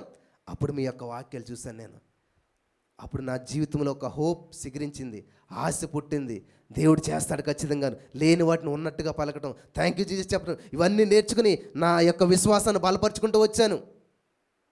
ఉద్యోగం కోల్పోయింది, వ్యాపారం పోయింది, ఏం చేయాలి ప్రభువా అని చెప్పి నేను ఆశతో ఉన్నప్పుడు ఆల్ నైట్ ప్రేయర్లు పెడతా ఉండేటువంటి వారు మీరు. ఒకరోజు డెడికేట్ చేసుకుని ఎవరు లేకుండా చూసుకుని ఆల్ నైట్ అంతా ఉన్నాను. నాకు సంబంధం లేనటువంటి ఒక టీచింగ్ ఫీల్డ్లో కాలేజీలో ఒక ఇంటర్వ్యూ ఉందని చెప్పారు. ప్రభువా ఇదన్నా సెలెక్ట్ అవుతే చాలు, కనీసం ఒక 20,000 జీతం అన్న వస్తుంది, కనీసం ఆ 20,000 అన్న ఇస్తారా ఇవ్వరా నాకు అలా అసలు అని చెప్పి వెళ్ళిందంట. వెళితే విచిత్రంగా ఏమైందంటే ఆ ఇంటర్వ్యూలో ఆమె సెలెక్ట్ అయిపోయిందంట. హల్లెలూయా, హల్లెలూయా. మన దేవుడు అడుగు ఊహించడానికంటే గొప్ప కార్యాలు చేస్తాడు, అత్యధికంగా ఇస్తాడు. అన్నా నా జీతం ఎంతో తెలుసా? ఎంతమ్మా? 45,000 అంట. హల్లెలూయా. 20,000 వస్తుందా, 20,000 అని ఇస్తారా ఎవరా అనేటువంటి అలాగా ఉన్నదనమాట. కానీ నైట్ అంతా దేవుని సందులో గడిపి దేవునికి డెడికేట్ చేసుకుని దేవుని విశ్వాసం ఉంచి పని చేసినప్పుడు అందరూ చాలామంది ఏం చేస్తారంటే వచ్చిన తర్వాత థ్యాంక్ యూ చెప్తారు, లేకపోతే జాబ్ వచ్చిన తర్వాత అప్పుడు దేవుని సంధికి వస్తారు, కానీ ముందుగా దేవుని సంధిలో గడపలేదు. ఇదే దేవుని వాక్యం మత్తయి సువార్తలో ఏముంటుంది? మొదట ఆయన రాజ్యాన్ని నీతిని వెతకండి, అప్పుడు మీకు అన్నీ అనుగ్రహించబడతాయి. హల్లెలూయా. 7వ తరగతి ఉపవాసం ఉంటే నా దగ్గరికి వచ్చి ఏం పాపం చేశారా అన్నారు. అయ్యి బాబోయ్, అంటే ఉపవాసం ఉండాలంటే పాపం చేయాలా? నేను ఉపవాసం ఉండి ప్రార్థన చేస్తున్నప్పుడు ఏమో చేయలేదు, మనకి అందరూ ఉంటున్నారు కాబట్టి నేను ఉన్నాను, నాకు అప్పుడు ఏం భారం లేదు, బాధ్యత లేదు, ఏమీ లేదు. మా అమ్మోళ్ళు అందరూ మా ఇంట్లో వంటలేనప్పుడు మరి ఉపవాసం ఉండకపోతే ఏం చేస్తాం, ఇంకా ఎక్కడ వస్తాం తింటాక. అందుకని మనం ఉపవాసం ఉండి ప్రార్థన చేసుకుంటాం అనమాట. నేను మా చిన్నమ్మల ఇంటికి ఎవరు వెళ్తే అడిగినమాట, ఏం పాపం చేశావు నువ్వు అన్నారు. అంటే పాపం చేస్తే ఆ పాపం పోటాకు చేసేది ఉపవాసం? అలా కాదు. ఉపవాసం అంటే ఏంటంటే దేవునితో సహవాసం, దేవునికి నీకు మధ్యలో ఏదైతే అడ్డు వస్తుందో దాన్ని తొలగించుకుని నువ్వు దేవునికి దగ్గర అయిపోవటం ఉపవాసం అంటేనే. హల్లెలూయా, హల్లెలూయా. ప్రియులారా, నేను చెప్తున్నాను, నిజంగా నిస్వార్థంగా ఎప్పుడైతే దేవునికి దగ్గర అయిపోతావో దేవుడు నిన్ను ఆర్డినరీగా వదలడు, ఎక్స్ట్రాడినరీ పర్సన్గా వాడేసుకుంటాడు. హల్లెలూయా, హల్లెలూయా. లోకం దృష్టిలో నువ్వు ఎప్పుడైతే పిచ్చోడు అవుతావో రాబోయే రోజుల్లో వాళ్ళందరినీ పిచ్చోడు చేస్తాడు దేవుడు. హల్లెలూయా. పిచ్చెక్కిపోతుంది నేను చూతులకు. నువ్వు వాడే బట్టలు, నువ్వు వేసుకునే బట్టలు, నువ్వు వాడే కారులు, నువ్వు ఉండే ఇల్లు చూసి పిచ్చోళ్ళు అయిపోతారన్నమాట వాళ్ళంతా కూడా. ఎందుకంటే అరే ఆ రోజు నేను పిచ్చోడు అనుకున్నామే, యూత్ అంతా ఇలా కూర్చుని అటు ఇటు మధ్యలోంచి సైకిల్ వేసుకుని నేను పాస్ట్ గారిని ఎక్కించుకుని ఇలా తొక్కుంటే వెళ్ళివ్వండి. వాళ్ళంతా ఇలా చూసేవారు అనమాట. నెలకు 10 రూపాయలు కట్టాలి, 10 రూపాయలు కట్టేసేవాడు, కానీ నేను వాళ్ళ దగ్గర ఉండేవాడిని కాదు. కానీ రోజులు గడిచిన తర్వాత ఈ రోజున వాళ్ళ ఫోన్ ఓపెన్ చేసుకుంటే ఫోన్లో నేను వస్తాను. హల్లెలూయా. వాళ్ళు ఏదైనా చూసుకుందారని ఇలా చూసుకున్నాను అనుకోండి, అయ్యో ఆ రోజు నీడు ఏదో అనుకున్నాం, కానీ ఏదో చేతగానుడు అనుకున్నాం, కానీ ఏదో చేస్తున్నాడు అనుకున్నాం, కానీ ఈ రోజున ప్రపంచాన్నే ప్రభావితం చేసేటువంటి వ్యక్తిగా మార్చేశాడు యేసయ్య. హల్లెలూయా, హల్లెలూయా. నన్ను ప్రేమించు వారిని, అదేంటి దేవుడు ప్రేమించడం ఏంటి, ఆస్తికర్తలుగా చేయటం ఏంటి? ఇంకేమి లేదా ఏమా? ఇంకేమి ఇవ్వడా దేవుడు? ఆశలే ఇస్తాడా? మరి అయ్యే కనపడతాయి ఎందుకు మరి బైబిల్లో? హల్లెలూయా, హల్లెలూయా. దేవునికి మహిమ కలుగును గాక. 1 సమూయేలు 2:30 ఒక మాట ఉంటుంది, ఏముంటుందంటే నన్ను గణపరచు వారిని. మరి నేనేం చేశాను? నా ఫ్రెండ్స్ని కనపరచలేదు, నా స్నేహితుని కనపరచలేదు. మా నాన్నగారు ఫుల్గా తాగేసి, మాకు తలుపప్పుడు ఏంటంటే తడకంటే తెలియదేమో చాలామందికి, కొబ్బరాకులు ఇలా కలుగుతారు కదా, అదే మా డోర్ అనమాట. దాని దగ్గర పడుకునేవాడు మా నాన్నగారు. మా అమ్మగారు ఏం చేసేది, ఫుల్గా పడుకున్నాక, తాగేసి పడుకున్నాక ఆయన స్పృహలో లేడని చెప్పి నెమ్మదిగా మా అమ్మగారు ఏం చేసేదంటే దాటిది మాట మా నాన్నగారి మీద చెట్లా అవతలకు వచ్చి రారా అని చెప్పి నన్ను ఇలాగా పైకి నుంచి లేపి తీసుకుని మళ్ళీ ఆ డోర్ క్లోజ్ చేసి మళ్ళీ నెమ్మదిగా వెళ్ళిపోయేవాళ్ళం చర్చికి. చర్చ్ అంతా అయిపోయాక నైట్ 11, 12 అయ్యేటప్పుడు మళ్ళీ వచ్చేవాళ్ళమాట. ఒళ్ళు వచ్చిన తర్వాత ఏం చేసింది మా అమ్మ, ఆ పక్క నుంచి మళ్ళీ దాటి ఇలాగొచ్చి మళ్ళీ నన్ను తీసుకుని హల్లెలూయా అలా నడిపించింది నా చిన్న వయసులోను. అలా నడిపించడం వల్ల ఏమైందంటే నిజంగా మరి మా అమ్మగారు చాలా ధన్యురాలు అనమాట. ఎందుకంటే చివరి కాలంలో దేవుడు నాకు మంచి సామర్థ్యం ఇచ్చాడు. ఆమె ఏది అడుగుతుంది, ఏది కావాలుతుంది చక్కగా చూసుకుని, ఏ లోటు లేకుండా, ఏ ఇబ్బంది లేకుండా, ఏ సమస్య లేకుండా చక్కగా దేవుని సన్నిధికి వెళ్ళటానికి కృప చూపించాడు అనమాట. హల్లెలూయా, హల్లెలూయా, హల్లెలూయా. మీరు ఏది విత్తుతారో అదే పంట కోసుకుంటారు. ఖచ్చితంగా ఒక్కటే నేను చెప్తాను ప్రియులారా, మీ పిల్లల మీద మీరు ఆధారపడాలన్నటువంటి ఆలోచన పెట్టుకోవద్దు. ఎందుకంటే నా యేసయ్య ఉన్నాడు, నా యేసయ్య నన్ను ఉన్నతంగా దీవించాడు, నేను ఎవరి మీద ఆధారపడను. హల్లెలూయా, హల్లెలూయా. నన్ను ఎవరన్నారు, మీరు అంత ధైర్యంగా ఎలా వాక్యం చెప్తారు అన్నారు. ఎందుకంటే నేను విశ్వాసం మీద ఆధారపడను, వాళ్ళు ఇచ్చే కానుకల మీద అసలే ఆధారపడను. అసలు నేను కానుకే అడగను అసలేని. వాళ్ళ ఫార్మాలిటీ ప్రకారం పెట్టాలి కాబట్టి ఒక ఆఫరింగ్ బాక్స్ అక్కడ పెడతాం, దశమ భాగాలు తీసుకుంటాం, కానుకలు తీసుకుంటాం, ₹1 ఇచ్చినా కూడా నేను తీసుకుంటాను. కానీ నేను మాత్రం అడగను. ఎందుకంటే వాళ్ళ బాధ్యత అది, వాళ్ళు ఇవ్వాలి కాబట్టి ఇస్తారు, ఇవ్వాల్సిన వాళ్ళు ఇస్తారు, ఇచ్చిన వాళ్ళు దీవించబడతారు. కాబట్టి నాకు వాళ్ళు ఇచ్చే డబ్బుల మీద ఆధారపడి నేను సేవ చేయట్లేదు. దేవుడు నన్ను పిలిచాడు, నన్ను పిలిచినవాడు నమ్మదగినవాడు. హల్లెలూయా. ఆయన మోసం చేయడు, ఆయన హ్యాండ్ ఇవ్వడు. కాబట్టి ఈ రోజున ఇన్నాళ్ళైంది నన్ను దేవుడు పిలిచి ఒక్కరోజు ఒక్క పూట అంటే ఉపవాసం ఉన్నాము కానీ కావాలని తప్ప, అన్ని సమృద్ధిగా ఉండి ఉపవాసం ఉన్నాను తప్ప లేక ఉపవాసాలు లేవు. నా గత కాలం అంతా కూడా ఏంటంటే భోజనం లేదు కాబట్టి ఉపవాసం ఇంకనమాట. ఆ ఉపవాసాలు ఎక్కువ ఉండి తింటాక లేక. కానీ ఇప్పుడు ఏంటంటే తిండి ఎక్కువైపోయి మరి తింటే ప్రమాదం కాబట్టి మాకు మేము కంట్రోల్ చేసుకోవడానికి ఉపవాసాలు చేయవలసి వస్తుంది ఇప్పుడంతా కూడా. హల్లెలూయా, హల్లెలూయా, హల్లెలూయా. కాబట్టి విశ్వాసంతో పలకాలంటే ఏదైనా సరే విశ్వాసం ఉంచాలంట. విశ్వాస వీరుల చరిత్ర బైబిల్లో ఉంది కానీ విశ్వాస వీరుల లిస్టు హెబ్రీ పత్రిక 11వ అధ్యాయంలో ఉంది కానీ ప్రార్థనా వీరులు, యుద్ధ వీరులు, అద్భుతాలు చేసిన వాళ్ళు లేరు, ఇలాంటి వాళ్ళ లిస్టులు ఎక్కడా కూడా లేదు. కేవలం ఒకే ఒక లిస్ట్ ఉంది బైబిల్. ఏంటంటే అది విశ్వాస వీరులు. హల్లెలూయా. విశ్వాసం గలవారికి కొదువేముండదంట, విశ్వాసం గలవాడు కలవరపడ్డంట. నాకు మా అన్నలకి అక్కలకి ఆల్మోస్ట్ 16, 18 అంతే మ్యారేజ్ టైం అనమాట. ఊరు కదా, 16 వద్దులకు పెళ్లి చేయమంటారు కదా. ఇంకా 16, 18 అందరికి అయిపోయింది. అదే ఇంట్లో అదే ఊర్లో నాకు కూడా 16 వచ్చాయి. అప్పుడు నేను 10th క్లాస్లో ఇంటర్మీడియట్ చదువుతున్నాను. 18 వచ్చాయి, తర్వాత 20 వచ్చాయి.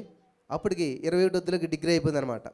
సో చదువుకుంటున్నాం కాబట్టి మనకి పెద్ద అప్పుడు ఏం తెలియలేదు. తర్వాత బీఎడ్ చేసాం. ఇలా ఇవన్నీ అయ్యేసరికి దగ్గర 22, 23 వచ్చేసాయి అనమాట. అక్కడ నుంచి స్టార్ట్ అయింది అక్కడ ఊర్లో. పోనీ వీళ్ళు చదువుకుంటున్నారు, వీళ్ళు సెటిల్ అవుతారు, ఏదైనా ఉద్యోగం ఇదేమి లేదు. ఇంకా పెళ్ళి అయిందనమాట. ఇలాగ ఎక్కడి నుంచి ఎక్కడికి వెళ్ళిపోయింది. 18 సంవత్సరాలకు మా ఇంట్లో అందరికీ పెళ్ళి అయిపోయే స్థితిలో నుంచి 20 వచ్చేసింది, 30 వచ్చేసింది. అప్పుడు కొంచెం మనకు టెన్షన్ స్టార్ట్ అవుతుంది అనమాట. ఉద్యోగం లేదు, ఇల్లు లేదు, ఇది లేదు, అసలు ఎలా జరుగుతుంది అంతాను అని ఒక విధమైన లోపల టెన్షన్ ప్రారంభమైంది. అప్పుడు కొన్ని మ్యాగజైన్స్ దినకరన్ గారి ఇవన్నీ తీసుకుంటాం, చదవటం, అందులో ఉన్న వాక్యాలు చదవటం, నెమ్మదిగా ఫెయిత్ని బిల్డ్ చేసుకుంటూ వచ్చిందన్నమాట. ధైర్యం వచ్చింది, నాకు ధైర్యం వస్తూ ఉంది, విశ్వాసంలో బలపడుతూ ఉన్నాను. గుండెలో తెలియనటువంటి ఒక ధైర్యం వస్తుంది. చూడండి, మందు వేసినట్టు పవర్ ఎలాగ వస్తుందో మీకు అలవాటు ఉందేమో.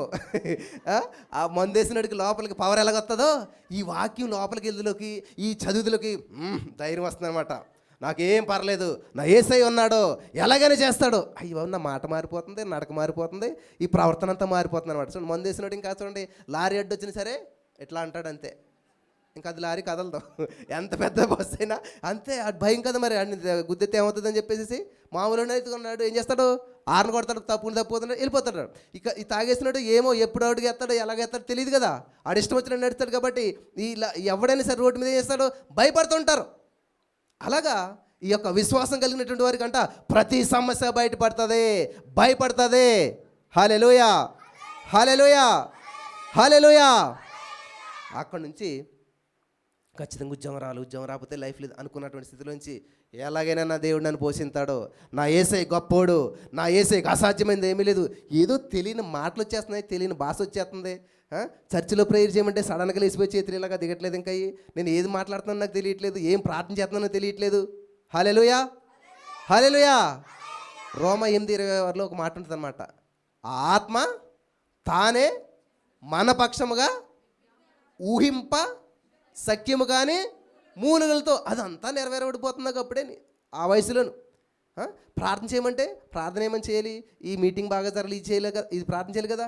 ఎక్కడికి వెళ్ళిపోయిందా ప్రార్థన అంటే, ప్రభువా తల్లులందరూ బిడ్డలు ఉద్యోగాలు చేయాలి, బాగుపడాలనుకుంటారు, కానీ ఎవరు దేవుని పని చేయాలనుకోరు. అయ్యి బాబు ఇవన్నీ నాకు ఎందుకు వస్తున్నాయి, నాకు ఇదేం అర్థమవట్లేదు అసలు. ఈ భారం అంతా నాకు వచ్చి పడిపోయింది, ఈ మాటలన్నీ నాలో నుంచి వస్తున్నాయి, అసలు ఏం జరుగుతుంది.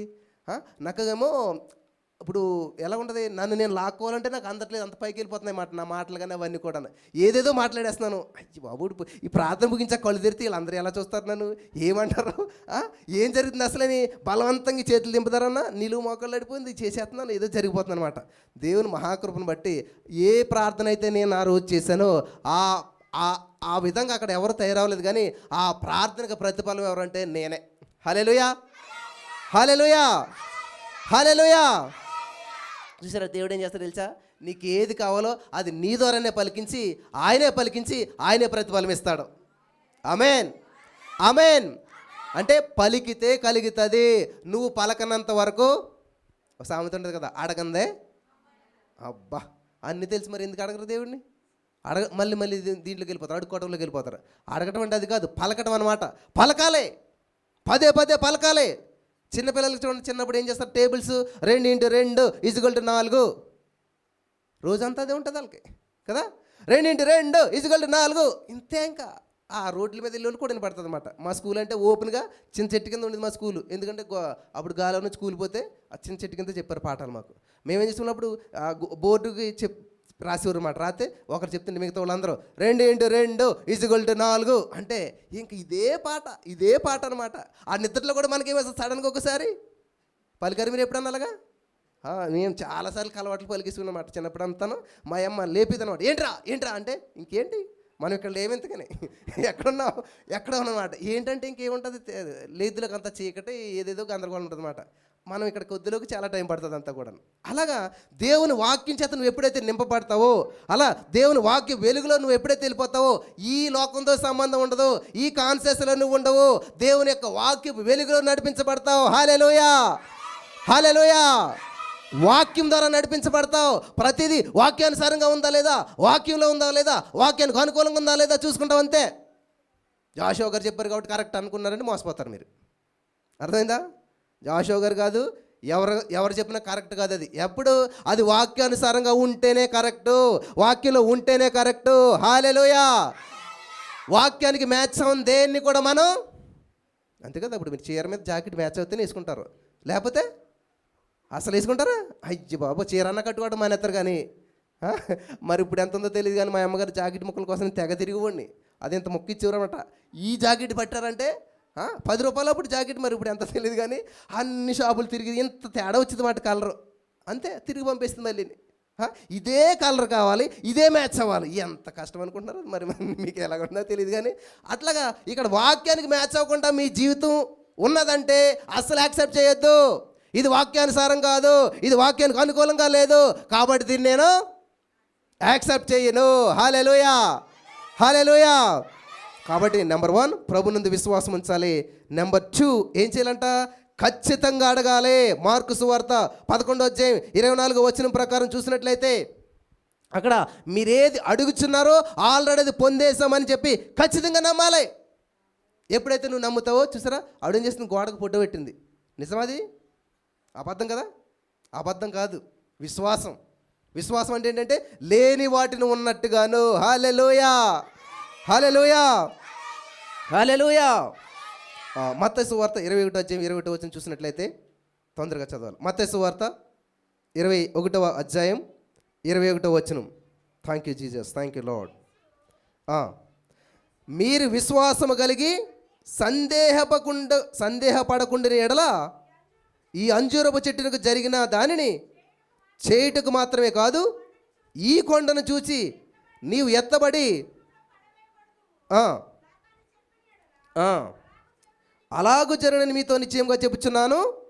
తర్వాత మరియు మీరు ప్రార్థన చేయనప్పుడు వేటిని అడుగుదురో అవి దొరికినవని నమ్మని ఎడల. హల్లెలూయా, హల్లెలూయా. దొరికినవి అనా దొరుకుతాయనా? దొరికినవి అంటే ఎప్పుడు దొరికినాయి? ముందా? ఇంకా నువ్వు ప్రార్థన చేసావు, ప్రార్థన చేయట్లేదు, ఇంకా చేస్తున్నావు. ప్రార్థన చేసి ప్రార్థనలు అడుగుతున్నావు అన్నమాట. అడిగింది ఆల్రెడీ నీకు దొరికేసింది, ఆల్రెడీ వచ్చేసింది, ఆల్రెడీ పొందేసుకున్నావు. మార్కు 11:24, మత్తయి 11:21-22 కూడా సేమ్ ఉన్నాయన్నమాట. ఏంటి? నువ్వు ప్రార్థన చేసినప్పుడు నువ్వు అడిగిన దాన్ని ఆల్రెడీ పొందేసుకున్నావు. Already received in the name of Jesus, I'm believing, I'm receiving అని చెప్పాలి కలమాట.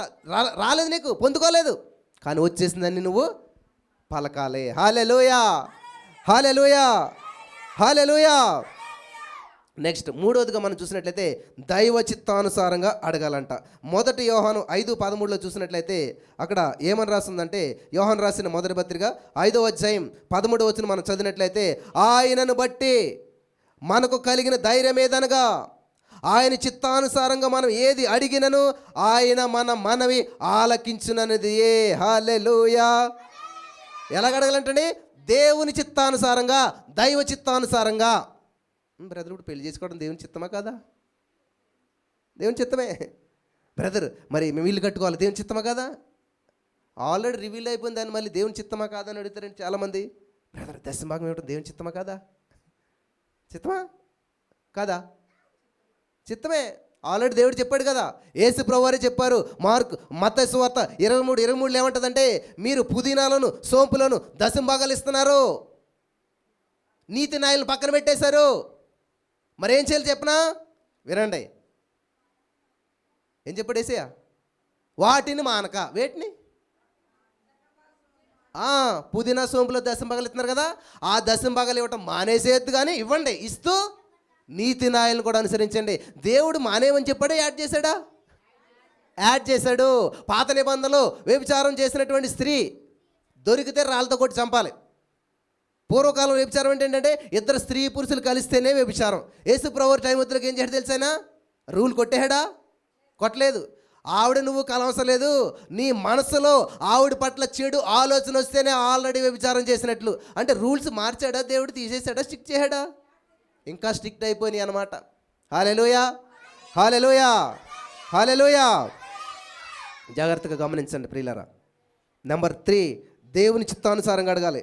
నెంబర్ 4, హృదయంలో సందేహించకూడదు, సందేహానికి చోటు ఇవ్వకూడదు. మరి ఇలాగా రాసుకుంటే జరుగుతుందంట. ఇలాంటి అబ్బాయి దొరుకుతాడా? ఇలాంటి వివాహం జరుగుతుందా? ఇలా జరుగుతుందా?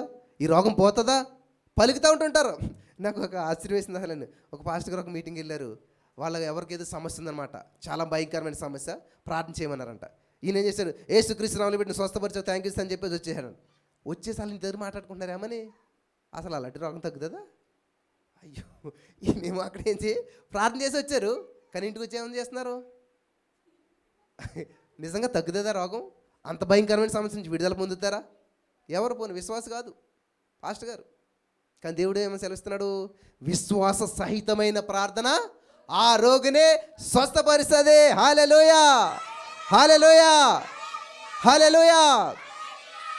కాబట్టి విశ్వాసం ఎలాగొస్తుంది? ఏం వినాలి? కామెడీ స్టోరీలు అవి ఇవి అన్నారనుకోండి, మీరు విశ్వాసం వస్తుందా? నవ్వు వస్తుంది, అంతే కదా. విశ్వాసం రాదు. మరి ఏం వినాలంట? దేవుడి మాటలు అందరు చెప్తారు. మరి అందరు చెప్పిన వాక్యాలు వింటే విశ్వాసం రాదు. నాకు విశ్వాసం పోయింది కొన్ని వాక్యాలు వింటేనే. బలహీనం అయిపోతాం కొన్ని వాక్యాలు వింటేనే. కొన్ని వాక్యాలు వింటే వాళ్ళు చర్చికి వెళ్ళం అసలేని. మరి మీరు అన్న కదా వాక్యం వింటే విశ్వాసం వచ్చేద్దాన్ని. ఏం వాక్యం అంట? క్రీస్తుని గురించిన వాక్యం. అంటే క్రీస్తు అంటే ఏంటి? దేవుడి పేరు అనుకుంటారు చాలామంది. క్రీస్తు అంటే అభిషేకించబడిన వాడు, అభిషక్తుడు. యేసుక్రీస్తు ప్రభువు అభిషేకించబడ్డాడు కాబట్టి క్రీస్తు అనేటువంటిది బిరుదు. అర్థమవుతుందా? మహాచక్రవర్తి అంటారు, అదేం పేరు కాదు, బిరుదు అనమాట. ఫరో అంటారు. ఫరో అంటే ఎవరండి? ఐగుప్తు రాజు అనుకుంటారు చాలామంది. ఫరో అంటే అది కూడా ఒక బిరుదు అనమాట. ప్రధానమంత్రి అంటే ఎవరు? మోడీ గారు కాదు ప్రధానమంత్రి అంటే. ఇప్పుడు ఆయన ఉన్నాడు, రేపు ఎవరో ఉంటారు. కాబట్టి ప్రధానమంత్రి అనేది ఎప్పుడు ఉంటుంది. అలాగే ఫరో అంటే ఆ దేశంలో ఉన్న రాజుని ఫరో అంటారు. ఎవరున్నా ఫరోలే. ఆ ప్లేస్కి ఎవరు వచ్చినా వాళ్ళందరినీ ఫరో అంటారు. అర్థమైందా? అలాగే క్రీస్తు అంటే ఏంటంటే అభిషక్తుడు. క్రీస్తుని గురించి వింటాం అంటే ఏంటంటే అభిషేకించబడిన వర్తమానాన్ని వినాలి. హల్లెలూయా. అది నిన్ను విశ్వాసంలో బలపరుస్తుంది. అది నిన్ను యేసయ్య దగ్గరికి నడిపిస్తుంది. ఆమేన్, ఆమేన్, హల్లెలూయా, హల్లెలూయా. తర్వాత మనం చూసినట్లయితే ప్రియులరా, హృదయంలో సందేహించకుండా, సందేహానికి చోటు ఇవ్వకుండా అడగాలి. 5వ చూసినట్లయితే అడుగుచున్న వాటినెల్లా పొంది ఉన్నామని నమ్ముడు. ఇప్పుడే చదువు కదా మనం మత్తయి సువార్త 20:20 ఏముంది? సందేహించక. అడిగింది ఆల్రెడీ. ఇప్పుడు ఆ చిన్న బిడ్డ ఏం చేసింది? ఏసైనా కొండను తొలగించేసావు, థ్యాంక్ యూ చేసి అని చెప్పుకున్నది. ఈ ఆధారం వీళ్ళు వచ్చేసింది. నెక్స్ట్ ఆధారం వీళ్ళకి ఏమైపోయింది? నిజంగాను ఇలాగుండి రోడ్డు కాస్త ఏమైపోయింది? నిదానం అయిపోయింది. కొండ ఏమైపోయింది? ఇంతకని నమ్మేసింది. అయ్యి బాబోయ్, నేను ప్రార్థన చేస్తే నా యేసే నిజంగా కొండను తీసి సముద్రంలో పడేసాడు. హల్లెలూయా. అంటే కొండను తీసి అంటే ఏసీ ఇలాగ హస్తం ఆకాశం నుంచి వచ్చి ఆ కొండని ఇలా పట్టుకుని ఇలా లేపి ఇలాగ సముద్రంలో పడేసాడా? మనోహాలంగా ఉంటుంది. నా చిన్నప్పుడు అలాగ ఉంటుంది అనమాట. ఎవరో చెప్పారు, మోకాలు నలబడితే ముఖం తెల్లబడుతుంది, లేకపోతే దేవదూతలు వచ్చిన వెంటనేనంట ఇట్లా లేపి ఇక్కడ చూస్తారని చెప్పారు. నిజం అనుకున్నాను నేను. ఇంతకని ఇలాంటివన్నీ నమ్మేస్తాం కదా మనం. అయ్యి బాబు, నా మోకాలు చూస్తే నున్నగా మంచిగా తెల్లగా ఉన్నాయి, అయ్యి బాబు అయితే నేను పరలోక రాజ్యం వెళ్ళను అనమాట అని చెప్పి ఈ ప్రార్థన ఎలాగొను. కానీ ఎప్పుడు మోకాలు కాస్తాయని, కాయలు కాస్తాయని చెప్పి రోజు మోకరించి అప్పుడేంటి ఎవరు భక్త్ సింగర్ది ఎవరిదో చెప్పారన్నమాట. ఆయన మోకరించిన ప్లేస్లో 6 అంగుళాలు గుంట పడ్డదని చెప్పి అయ్యి బాబు అని చెప్పేసి ఇంకా అసలు ఏం వేసుకునే వాళ్ళం కాదనమాట. ఎక్కడ ఇసుక తెచ్చుకుని ఆ ఇసుక వేసుకుని అది వేసుకుని ఇది వేసుకుని ఎలాగైతే ఈ మోకాళ్ళు నల్లబడిపోవాలి. దేవదూతలు చూసేస్తాయి, మరి మోకాళ్ళు చూసాక కదా మనకి ఎంట్రన్స్ ఉంటుంది. అని చిన్నతనంలో రోజు మోకరించి ఎలాగైతే ఇప్పటికి కూడా కాసేసి నల్లగా అయిపోయినమాట. అంతే, మనకి ఇంకా దొరికేసింది పరలోక రాజ్యం అయిపోయింది అంతే అనుకున్నాం. ఇంతకని అది రాంగ్. నిజంగా మీరు అలా నమ్మొద్దే. మా చిన్నతనంలో మేము తెలియక నమ్మేసాం. అంటే ఎంకరేజ్ చేయడానికి పాస్టర్ గారు అలా చెప్పారు, మరి ఏం తెలియదు. కానీ మనకు అప్పుడు టైంలోనూ మోకరించాలి, మోకాలు ప్రార్థన చేయాలి. మీరు మోకరించాలి ఎలా తెలుస్తుందంటే మోకాలు మేము హాస్టల్ ఉండేవాళ్ళం కదా. సాయంత్రం భోజనం పెట్టాలంటే వాళ్ళు ఏం చేసేవారు అనమాట, స్నానం చేసిన వాళ్ళకి భోజనం పెడతామనేవారు. స్నానం చేసేవారు కాదు అప్పుడు వీళ్ళు. మరి స్నానం చేసిన వాళ్ళకి చేయని వాళ్ళకి తేడా ఎలా తెలుస్తుంది? ఈ మొలతాడు ఉంటుంది కదా, అది తడిగా ఉంటే స్నానం చేసినట్టు. సో మనకు లైన్లో నుంచోబెట్టి ఏం చేసేవారు, వచ్చి మొలతాడు చూసేవారు అనమాట. అప్పుడు మేమేం చేసాము, తెలియని కదా, మొత్తం బాడీ అంతా మానేసి ఈ మొలతాడిని ఏం చేసేవాళ్ళు వాటర్ ఎట్టి తడిపేసుకుని వచ్చి లైన్లో నుంచి వాళ్ళు అనమాట.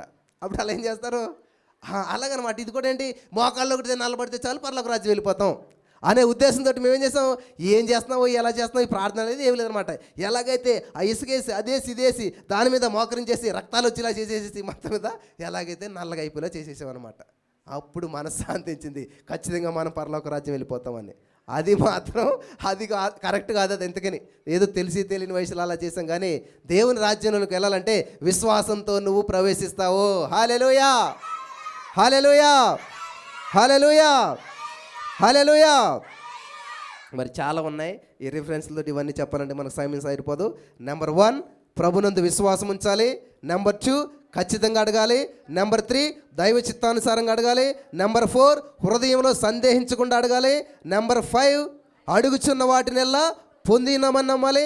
నెంబర్ 6 ప్రార్థించిన తరువాత ఆజ్ఞాపించాలి, అపవాదిని గద్దించాలి, ప్రకృతితో మాట్లాడాలి. హల్లెలూయా. మనకి యాకోబు పత్రిక 4:7 చదివినట్లయితే అక్కడ ఏమని ఉంటుంది, ప్రభునకు లోబడిండుడి అపవాదిని ఎదిరించడి, అప్పుడు వాడు అబ్బబ్బబ్బా ఏమైపోతాడంట తెలుసా మీకు ఈ విషయం? సాతాన్ని పారిపోయేంత సామర్థ్యం మీ దగ్గర ఉందన్న విషయం మీకు తెలియట్లేదు.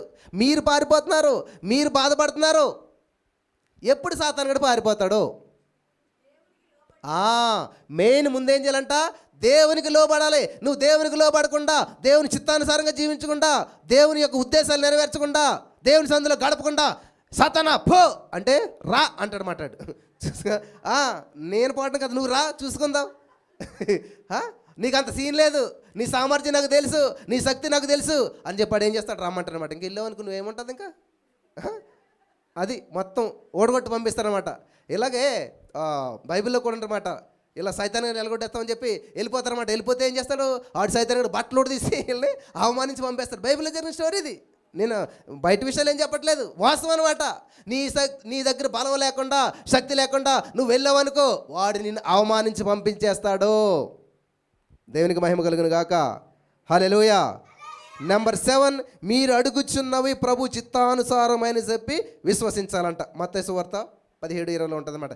ఏంటంట, ఇది ప్రభు చిత్తమే, ఇది ప్రభు చిత్తానుసారంగా నేను అడుగుతున్నాను, వాక్యానుసారంగా నేను అడుగుతున్నాను. ఎందుకంటే రోమ 4:17 లేని వాటిని ఉన్నట్టుగా పలకమన్నాడు. కాబట్టి దాని ప్రకారం, వాక్యం ప్రకారం ప్రభు చిత్తానుసారంగా నేను ప్రకటిస్తున్నానని చెప్పి నమ్మాలంట. నెక్స్ట్ 8 చూసినట్లయితే, దేవుని వాక్య ప్రకారము వేటిని అడుగుతారో అదే దేవుని చిత్తం. అమ్మయ్యా, నిన్ను అడుగుతుంది ఎవరమ్మాయి అన్న, దేవుని చిత్తం ఎలా తెలుసుకోవాలనేటువంటి దాంట్లో యూట్యూబ్లో చాలా వీడియోలు చూస్తాను. ఏ పాస్టర్ కూడా ఒకటి ఇలాగా ఒకటి అలాగా, ఎంతమంది అన్నాను అంతమంది అన్ని రకాలు చెప్పారు. మరి ఏది, నేను అదే అన్నాను, అంతమంది ఆవిడేమన్నాడమ్మ నిన్న, ఏదో ఒకటి తింటే మంచిది, ఏదో ఒకటి తింటే బాగుంటుంది. అంతేగాని 4 రకాలు తింటే ఏమవుతుంది, అజీర్ణం చేస్తుంది, ఆరోగ్యం కాస్త దెబ్బతింటుంది.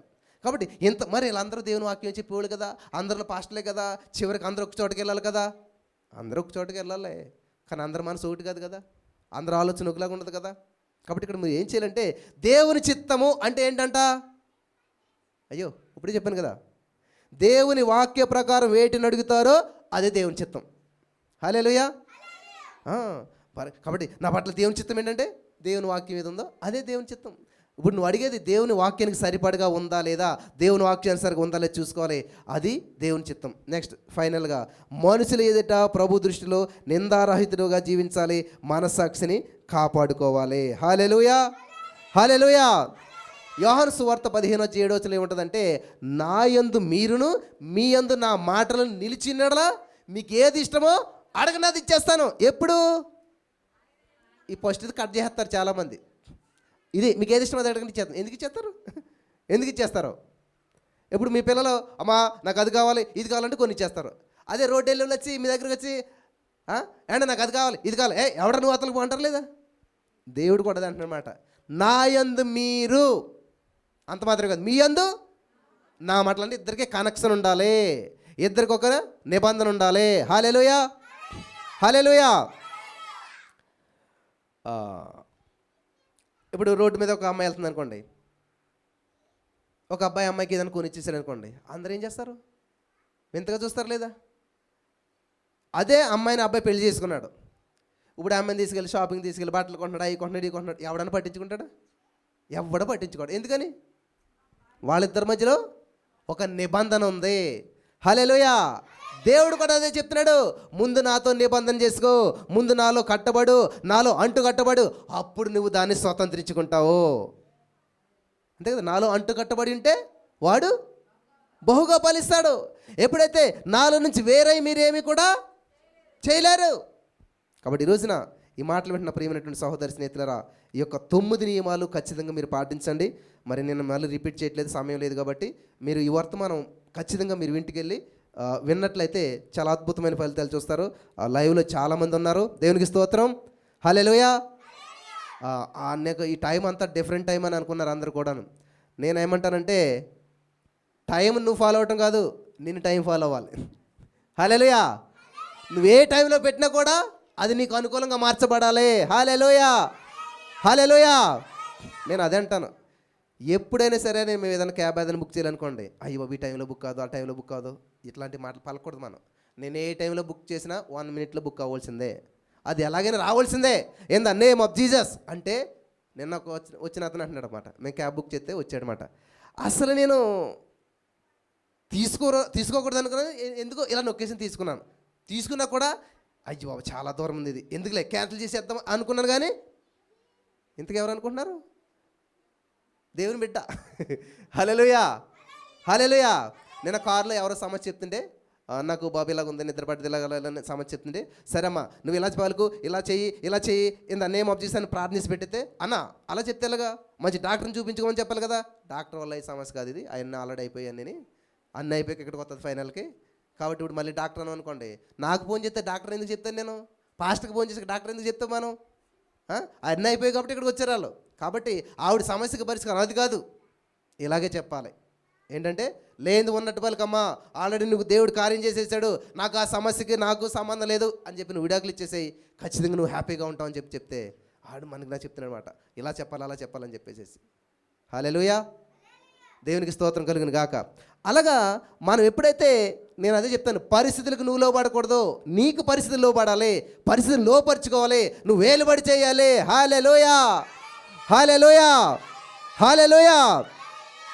కాబట్టి ఈ రోజున ఈ యొక్క వాక్యం ద్వారా పరిశుద్ధాత్మ దేవుడు మీకు అందరికీ మంచి వెలిగింపునిచ్చాడని సంతోషంతో, మీరు ఏ చింతతో వస్తారో నాకు తెలియదు కానీ, ఏ సమస్యతో వస్తారో నాకు తెలియదు కానీ, ఏ బాధతో వస్తారో నాకు తెలియదు కానీ, ఒక్కరు వస్తారో 100 మంది వస్తారో 1000 మంది వస్తారో 1,00,000 మంది వస్తారో నాకు తెలియదు కానీ, వచ్చిన ప్రతి వారు నింపబడి వెళ్ళాలి. హల్లెలూయా, సంతోషంతో కొవ్వుని దూడల వల్ల గంతులు వేస్తూ వెళ్ళాలి, ప్రతి సమస్యను సమాధి చేసి వెళ్ళాలి, ఆరోగ్యంతో వెళ్ళాలి, ఆనందంతో వెళ్ళాలి, అభివృద్ధి చెందినటువంటి వారుగా తిరిగి వెళ్ళాలి. ఆమెన్. నమ్మిన వారంతా ఈ మాటలను స్వతంత్రించుకుందరు గాక. ఆమెన్. స్తోత్రం దేవా సర్వోన్నతుడా, ఈరోజు అద్భుతమైనటువంటి వాక్యాన్ని నీ యొక్క సన్నిధిలో విడుదల చేసావు, నీ ఆత్మశోధనలు నడిపించుకున్నావు. నా ప్రభు, ఎంతమంది అయితే విన్నారో వారందరి జీవితంలో అద్భుత ఆశ్చర్యకార్యాలు పొందుకునే కృప చూపించమని యేసుక్రీస్తు నామములో ప్రార్థించి నమ్మి పొందుకుని తండ్రి. ఆమెన్.